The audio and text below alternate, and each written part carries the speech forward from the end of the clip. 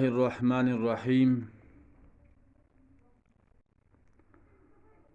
حدیث مبارکہ میں ہے، حضرت عمار ابن یاسر رضی اللہ تعالیٰ عنہ فرماتے ہیں، نبی علیہ الصلاۃ والسلام نے ارشاد فرمایا، جو بندہ نفل پڑھے گا، جو بندہ نوافل کی پابندی کرے گا، جو بندہ ہمیشہ نوافل میں مشغول اور مصروف ہوگا، تو اللہ تعالیٰ اس کے سب گناہوں کو معاف فرما دے گا، اگرچہ وہ سمندر کے جاگ کے برابر ہو۔ اللہ تعالیٰ نوافل کے وجہ سے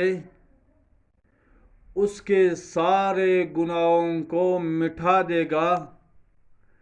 سارے گناہوں کو ختم کر دے گا۔ ایک اور حدیث مبارکہ میں ہے، بندہ جب نوافل پڑھتا ہے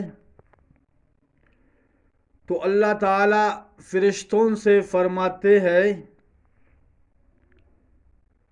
اس کے نامہ اعمال میں صدقے کا ثواب لکھا جائے،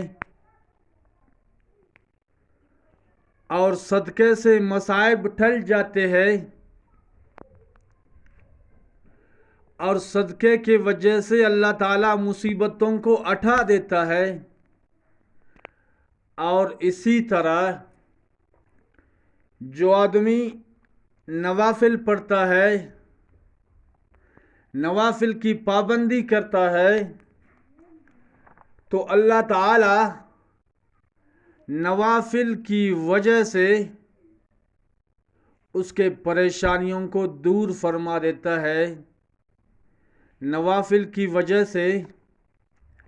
اللہ تعالیٰ اس کے پریشانیوں کو ختم کر دیتا ہے، اور نوافل کی وجہ سے اللہ تعالیٰ اس کے مصائب کو دور فرما دیتا ہے، اور نوافل کی وجہ سے اللہ تعالیٰ